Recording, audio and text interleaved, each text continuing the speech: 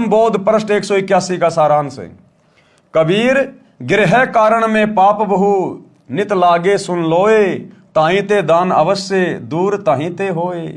कबीर चक्की चौके चूल्हे में झाड़ू और जलपान, गृही आश्रमी को नित्य है पाप पांचे विधि जान। यानी 5 प्रकार से गृहस्थी व्यक्ति को रोजाना पाप लगता है।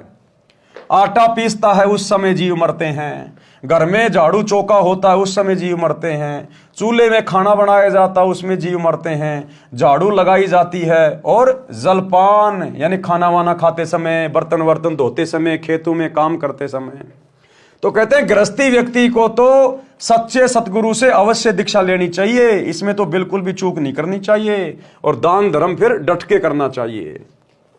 भावार्थ, गृहस्थी को चक्की से आटा पीसने में, खाना बनाने में चूल्हे में अग्नि जलाई जाती है, चौका अर्थात स्थान लीपने में तथा झाड़ू लगाने तथा खाने तथा पीने में 5 प्रकार से पाप लगते हैं।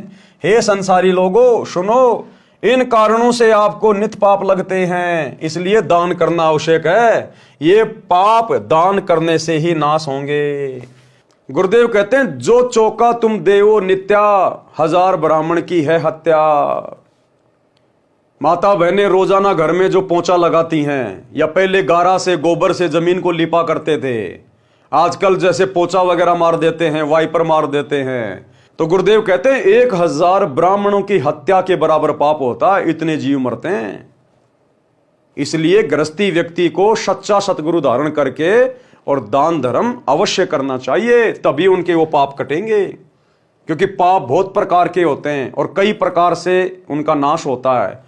कुछ पाप ऐसे होते हैं जो सत्संग सुनने से नष्ट हो जाते हैं, कुछ पाप गुरुदेव ने ऐसे बताए जो सुमरण करने से नष्ट होंगे, कुछ पाप जो है वो गुरुदेव के दर्शन करने से, कुछ उनके आशीर्वाद से, और कुछ आपके तीनों समय की आरती से, कुछ सत्संग सुनने से, और कुछ पाप ऐसे होते हैं जो केवल दान धर्म करने से ही नष्ट होते हैं।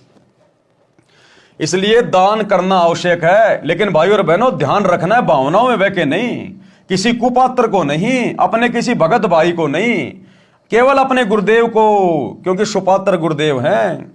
वर्तमान में हमारे गुरुदेव हिसार जेल में बैठे हुए हैं, तो हमने संकल्प कर लेना है अपने घर पे ज्योति का, पाठ का, दान का संकल्प कर लो। पैसा अपने पास में रखो, जब गुरुदेव आए उसी समय उनके हाथ में दो, किसी कुपात्र के हाथ में नहीं देने हमने भावनाओं में बह के।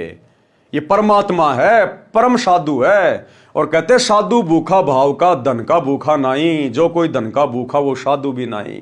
इसलिए गुरुदेव की गैर हाजिरी में यदि गुरुदेव ने किसी को अधिकारी नियुक्त नहीं कर रखा है दान धर्म लेने के लिए, तो आपने किसी भी कुपात्र के हाथ में, चाहे उनका बेटा हो, चाहे बेटी हो, चाहे कोऑर्डिनेटर हो, चाहे कोई भी हो, कोई कितना डराए, कितना धमकाए, कितना पीड़ा पर्चा निकाले, कुछ भी कहे, हमने अपने कर्म नहीं फोड़ने। ये हमारी दृढ़ता की परीक्षा ले रहा है परमात्मा वर्तमान में। कबीर कछु कटे सत्संग ते, कछु नाम के जाप, कछु संत के दर्शते, कछु दान प्रताप। भगत के पाप कई धार्मिक क्रियाओं से समाप्त होते हैं, कुछ सत्संग वचन सुनने से, ज्ञान यज्ञ के कारण, कुछ नाम के जाप से, कुछ संत के दर्शन करने से, तथा कुछ दान के प्रभाव से समाप्त होते हैं। जैसे वस्त्र पहनते हैं, मिट्टी धूल लगने से मैले होते हैं, उनको पानी साबुन से धोया जाता है, इसी प्रकार नित्य कार्य में पाप लगना स्वाभाविक है। इसी प्रकार वस्त्र की तरह सत्संग वचन नाम सुमरण दान व संत दर्शन रूपी साबुन पानी से रोजाना धोने से आत्मा निर्मल रहती है, भक्ति में मन लगा रहता है। अब देखो भाई और बहनों, वर्तमान में हम सभी सत्सेवक भाई बहन, हम ना किसी आश्रम में जाते, ना हम इन आश्रमों में जाके अपने गुरुदेव की गैर हाजिरी में किसी को ज्योति पाठ और दान का पैसा दे रहे। उसके बावजूद भी आप और हम भगत भाई बहनों की भक्ति इन आश्रम वालों से, गुरुदेव के परिवार वालों से, इन कोऑर्डिनेटरों से लाख गुना अच्छी चल रही है, लाख गुना अच्छी। गुरुजी के प्रति जो भाव हमारे हैं इनके वर्तमान में नहीं है। जो श्रद्धा गुरुदेव के प्रति आप और हमारी है इनकी नहीं है। मर्यादा तोड़ने से, कोई भी पाप करने से जितना हम सत्सेवक भाई बहन डरते हैं, ये लोग नहीं डरते, ये तो खुले सांड हो गए। जबकि हम दान भी नहीं कर रहे वर्तमान में। क्यों? क्योंकि वर्तमान में दान करें किसको, ये हमारी परीक्षा चल रही है। हम भाई बहन संकल्प कर लेते हैं, हमारे गुरु परमात्मा है, अंतर्यामी है, पूर्ण संत हैं, वे हमारे भाव देखकर हमारे दान को जो हम घर से कर लेते हैं, संकल्प करके, ज्योति पाठ करके, परमात्मा उसको स्वीकार कर लेते हैं। इसलिए हमारी आत्मा निर्मल है, हमारा मन निर्मल है, इसलिए हमारा भक्ति में मन लग रहा है। हम मर्यादा शौपन में भी तोड़ने की नहीं सोच सकते।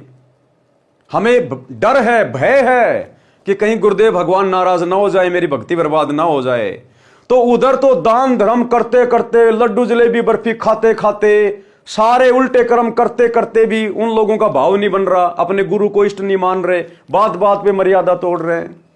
और इधर हम भाई बहन 10 साल हो गए आश्रमों का मुंह भी नहीं देख रहे, इन कुपात्रों को ज्योति पाठ का एक नया रुपया भी नहीं दे रहे, और फिर भी हमारी भक्ति दिन रात ऊपर की ओर बढ़ रही है। तो गुरुजी किसके साथ है? ज्ञान आधारी भगत के साथ है, मर्यादित भगत के साथ है। और जब दान धर्म करने का समय आएगा, जब हमारे गुरुदेव हमारे समक्ष आएंगे, आश्रम में आएंगे, जहां भी आएंगे, जितना हमारा सामर्थ्य है उससे कहीं ज्यादा दिल खोलकर अपने गुरुदेव के चरणों में अर्पित करेंगे। क्योंकि नियम है भक्ति का कि पात्र को पात्र विचार कहता ही दीजिए दान। तो भैया वर्तमान में तो सब कुपात्र हैं, सुपात्र तो जेल में बैठा हुआ है, उनके आने के बाद ही देंगे। उनके परिवार को, इन कोऑर्डिनेटरों को, आश्रमों में जाके इन कुपात्रों को दान धर्म देकर हम अपने कर्म नहीं फोड़ सकते, परीक्षा के समय में गुरु जी को नाराज नहीं कर सकते।